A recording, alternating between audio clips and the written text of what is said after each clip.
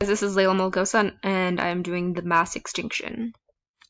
So a mass extinction is the extinction of a large number of species within a relatively short period of time. It is identified by a sharp change in the diversity and abundance of multicellular organisms. Extinction occurs at an uneven rate. Based on the fossil record, the background rate of extinction on Earth is about 2 to 5 taxonomic families of marine animals every million years. So here's an image of some fossils. The top 5 mass extinctions are caused by either floods or asteroid impacts. Ordovician Silurian extinction, which happened around 439 million years ago, 89% of life on Earth was wiped out.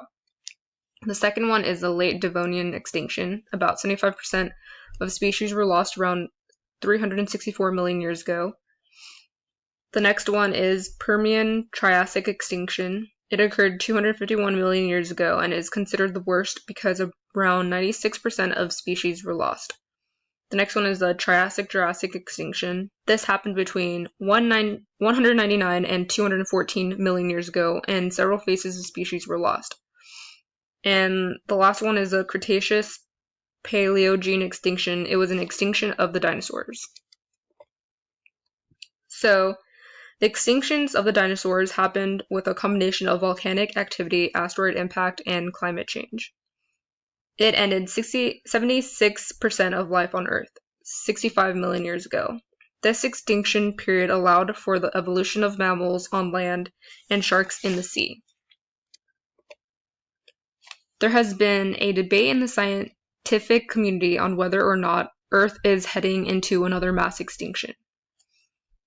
Holocene extinction is currently happening right now with plants and animals that are dying off at an abnormally fast rate, and life as we know it is in danger.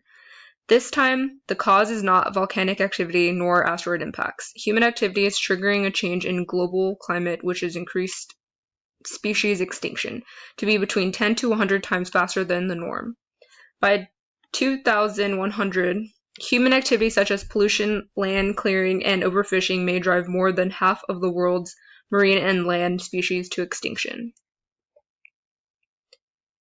In effect, a mass extinction cleans the slate, creating new evolutionary niches which promote a wide range of species, increasing biodiversity, and etc.